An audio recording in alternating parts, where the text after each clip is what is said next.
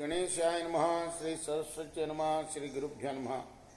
భక్తులారా, వ్యాసప్రోక్త మహాభారత ఇతిహాసం యథాతథంగా చెప్పుకున్నాం. ప్రతి శ్లోకం దాని అర్థం.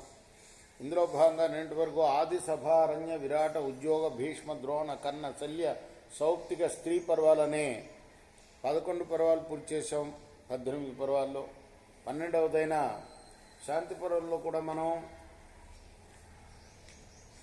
290 అధ్యాయాలు పూర్తి చేసి 291వ అధ్యాయంలో కూడా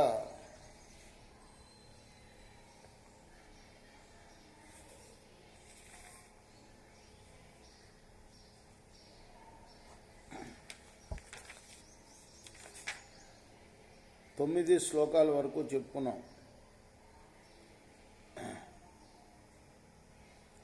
ఈరోజున 10వ శ్లోకం నుండి కొనసాగిద్దాం. కొనసాగించే ముందు 9 కాదు,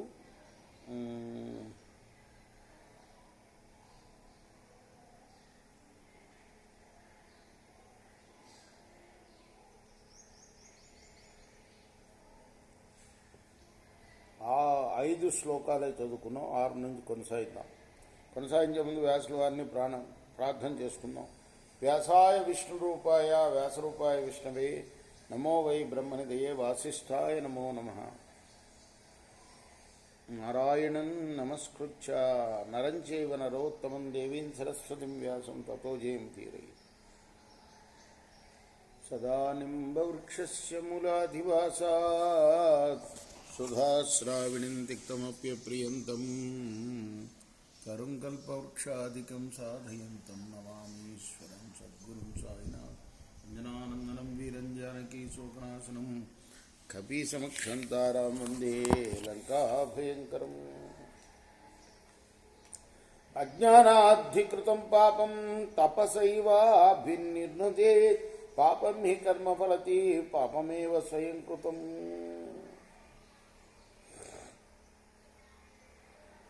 అజ్ఞానం వల్ల కలిగే పాపాన్ని తపస్సుతో పోగొట్టుకోవాలి.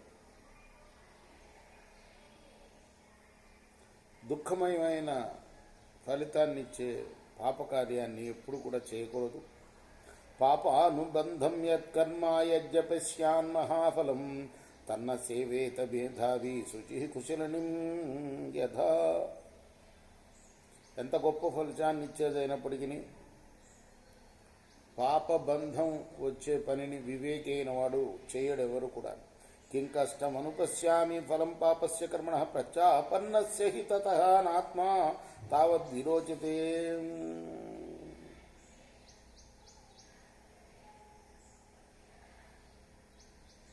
నేను పాపకర్మం చేశాను, అయినా కూడా నాకు ఏ పాప ఫలితం కనపట్టలేదే అనుకొని దుష్కార్యాలు చేయడానికి సిద్ధమైతే అటువంటి వాడికి పరమాత్మ యందు ధ్యానం చేయాలి అన్న ఆసక్తి కలగదు. వాడికి ప్రజాపత్తిశ్చేహ బాలిశస్య న జాయతే తస్యాపి సుమహాం స్థాపః ప్రస్థితస్యోపజాయతే. మూర్ఖుడికి లోకంలో ఉన్నప్పుడు ఆత్మజ్ఞానం కలగకపోతే పరలోకానికి పోయేటప్పుడు అతడు చాలా సంతాపం పొందాల్సి వస్తుంది. విరక్తం శోధ్యతే వస్త్రం నతు కృష్ణోపసంహితం ప్రయత్నేన మనుష్యేంద్ర పాపమేవ నిబోధమే.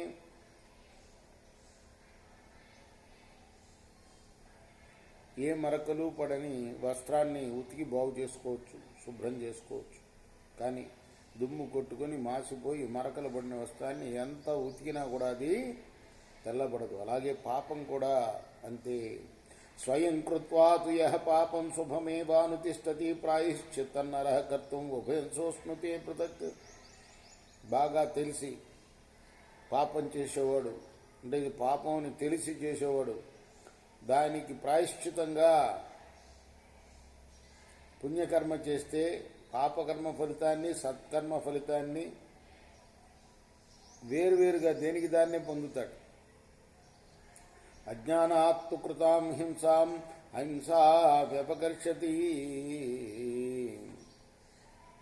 బ్రాహ్మణ శాస్త్ర నిర్దేశ కానీ భగవద్గీతలో మాత్రం కొంచెం తేడా చెప్పారు. వ్యాసుల వారే రాశారు, ఆ గ్రంథస్థం చేశారు. ఇది కూడా ఆయన గ్రంథస్థం చేస్తున్నాడు. ఇదేమిటయ్యా అంటే జనక మహారాజుకి పరాశర మహర్షికి సంవాదం. పరాశర మహర్షి చెప్పినది ఎట్లా ఉందంటే దేనికి అదే వెంట వస్తుంది అని. కానీ భగవద్గీతలో కృష్ణ భగవానుడు చెప్తాడు, ఏషాం స్వంతగతం పాపం జనానాం పుణ్యకర్మణ ఏ ద్వంద్వమోహ నిర్ముక్త భజంతే మాం దృఢవ్రత. పుణ్యకర్మలు చేసి పాపాన్ని ప్రక్షాళనం చేసుకుంటే నన్ను దృఢంగా భజించి మోక్షాన్ని పొందుతాడు అని చెప్తాడు. కాబట్టి పుణ్యకర్మలు చేసి అయితే ఒకటి తెలిసి కావాలని చేసే అని చెప్పారు ఇక్కడ. అది బాగా గుర్తుంచుకోవాలి. తెలియక చేసిన పాపం అది పుణ్యకర్మాల వల్ల పోతుంది, కానీ తెలిసి చేస్తే పాపం అది మాత్రం దాని ఫలితం వెంట వస్తుంది.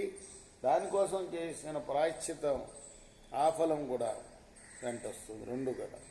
అజ్ఞానాత్తు కృతాం హింసాం అహింసా వ్యపకర్షతి బ్రాహ్మణా శాస్త్ర నిర్దేశాదిచ్చాహుర్బ్రహ్మవాదిన తథా కామకృతన్నాస్య విహింసైవానుకర్షతి ఇచ్చహుర్బ్రహ్మశాస్త్రజ్ఞ బ్రాహ్మణ బ్రహ్మవాదిన.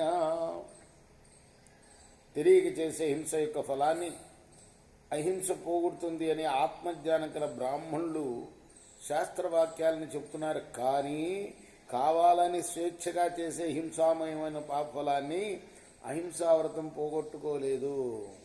వ్యాసుల వారు వెంటనే వివరణ ఇస్తాడు తర్వాత శ్లోకంలోనే. సరే,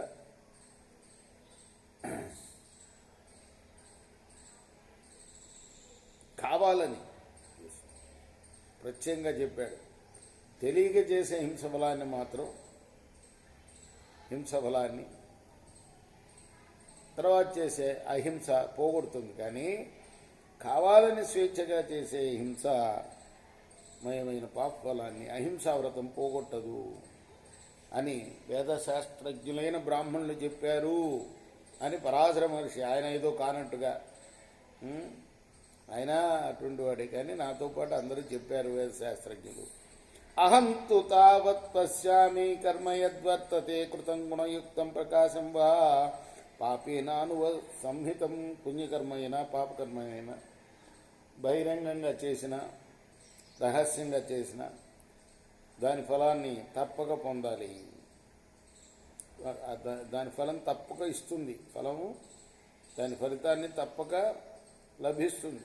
ఫలితం యథా సూక్ష్మాని కర్మాణి ఫలంతి హేతాదం బుద్ధియుక్తాని తాని కృతాని మనసా సహ భవత్యల్పఫలం కర్మాసేవితం నిత్యముల్పలం బుద్ధిపూర్వం ధర్మజ్ఞాకృతముగ్రేణ కర్మణ. ధర్మం బాగా తెలిసిన జనక మహారాజా మనస్సుతో బాగా ఆలోచించి బుద్ధితో నిశ్చయించి చేసే పెద్ద పని అయినా చిన్న పని అయినా అవి తగిన ఫలాన్ని తప్పక ఇస్తాయ్యా. అలాగే హింస లాంటి భయంకర కార్యాలు నిరంతరం అలానే జరుగుతూ పోతే వాటి ఫలితం లభిస్తుంది. కానీ కావాలని చేసే పనికి ఎక్కువ ఫలం వస్తుంది, అంతకన్నా తక్కువ ఫలం ఇంకో దానికి వస్తుంది. ఇదే తేడా. కృతాని యాని కర్మాణి దైవతయే మునిభిస్తదా నచరేత్తాని ధర్మాత్మ శృత్వా చాపి నకుత్సయే. దేవతలు కానీ ముళ్ళు కానీ చేసిన అనుచిత కార్యాలని ధర్మాత్ములు ఎప్పుడు కూడాను అనుసరించరాదు. ఇది ఒక నిషిద్ధం. ఏదన్నా అనుచిత కార్యం చేయబడితే దేవతల చేత కానీ మహామునుల చేత కానీ అదేదో ఒక మహత్కార్యాన్ని ఆశించి చేయబడుతుంది. వాళ్ళు చేశారు కదా నేను చేయాలి అని, విశ్వామిత్రుడు చేశాడు కదా మేనకతో సంభోగం అని మిగతా వాళ్ళు చేయకూడదు. దానికి ఏదో మహత్కార్యం ఉంటుంది. కాబట్టి మహాత్ములు చేసే పనిని ధర్మాత్ములు అనుకరించకూడదు. అంటే అనుచితమైన పనులు. అలాగే ఆ పనుల గురించి వినిన ఆ దేవతలను ఆ మునులను నిందించకూడదు. సంచింత్య మనసా రాజన్ విదిత్వా శక్యమాత్మన కరోతి యః శుభం కర్మ సవై భద్రాని పశ్యతి. ఎవరైనా సరే ఈ మంచి పని నేను చేయగలనా లేదా అని బాగా ఆలోచించి నిర్ణయం తీసుకొని మంచి పనులు చేస్తే చాలా మేలు కలుగుతుంది. నవే కపాలే సలిలం సన్యస్తం హీయతే యదా నవేతరే తదా భావం ప్రాప్నోతి సుఖభావితం. కొత్తగా చేసిన పచ్చకుండలో పోసిన నీరు, కొత్తగా చేసిన కాల్చని కుండలో చేసిన నీరు క్రమంగా తగ్గిపోతుంది. కానీ బాగా కాల్చిన కుండలో పోసిన నీరు తప్పనిసరిగా నిలుస్తుంది. అలాగే బాగా పరిపక్వమై నిర్మలమైన అంతఃకరణంలో తాను సంపాదించిన ఉత్తమ కార్యం నిశ్చలంగా ఉంటుంది. సత్తోయేన్యత్తు యతోయం తస్మిన్నేవ ప్రసిద్ధ్యతే వృద్ధే వృద్ధిమవాప్నోతి సరిలే శరీరం యథా ఏవం కర్మాణి యానీహ బుద్ధియుక్తాని పార్థివ సమాని చైవ యానీహ తాని పుణ్యతమాన్యపి. నీళ్లున్న కొండలో ఇంకా కొంత నీరు పోస్తే మరి ఆ ఉన్న నీళ్లు పోసే నీళ్లు కలిసి ఎక్కువ నీరు ఆ కొండలో ఉంటుంది. అలాగే ఈ లోకంలో వివేకంతో చేసే పుణ్యకార్యాలు కొత్తగా చేసే పుణ్యకార్యాల్లో కలిసి చాలా ఎక్కువ పుణ్యవంతాలు అవుతాయి. రాజ్ఞా జ్ఞేతవ్యా శత్రోవశ్చోన్నతాశ్చ సమ్యక్ కర్తవ్యం పాలనం చ ప్రజానాం అగ్నిశ్చేయో బహుభిశ్చాపి యజ్ఞే అంచే మధ్యేవా వనమాశ్రిత్యశ్చేయం. రాజులు పెద్ద పెద్ద శత్రురాజులను జయించాలి, న్యాయంగా ప్రజలను పాలించాలి, అనేక విధాలైన యజ్ఞాలతో అగ్నిదేవుని తృప్తిపరచాలి. వైరాగ్యం కలిగితే మధ్య వయస్సులో కానీ వృద్ధాప్యంలో కానీ అడగు వెళ్ళి ముని అయి ఉండాలి. దమాన్విత పురుషో ధర్మశీల భూతాని చాత్మానమివానుపశ్యత్ గరీయస పూజయేదాత్మశక్త్య సత్యేన శీలేన సుఖం. నరేంద్ర రాజా, ప్రతి వ్యక్తి ఇంద్రియాలను అదుపులో ఉంచుకొని ధర్మాత్ముడై సమస్త ప్రాణులను కూడాను తనవలే భావించాలి. చదువులో కానీ తపస్సులో కానీ వయస్సులో కానీ తనకన్నా గొప్పవారిని తనకన్నా పెద్దవారిని గురువుల్ని యథాశక్తి గౌరవించాలి. నిజమే మాట్లాడాలి, అబద్ధం మాట్లాడకూడదు. మంచి నడవడితో ప్రవర్తిస్తే సుఖం కలుగుతుంది.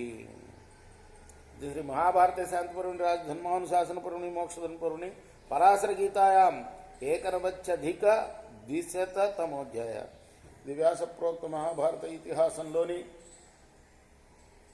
శాంతిపర్వంలోని 291వ అధ్యాయం. రేపు మనం 292వ అధ్యాయాన్ని ప్రారంభం చేద్దాం. కృష్ణార్పణమస్తు. సాయి కృష్ణార్పణమస్తు. స్వస్తి ప్రజాభ్య పరిపాలయంతాం న్యాయేన మార్గేణ మహిమహీషా. గో బ్రాహ్మణేభ్య శుభమస్తు నిత్యం. లోకాః సమస్తాః సుఖినో భవంతు. కృష్ణార్పణమస్తు. సాయి కృష్ణార్పణమస్తు.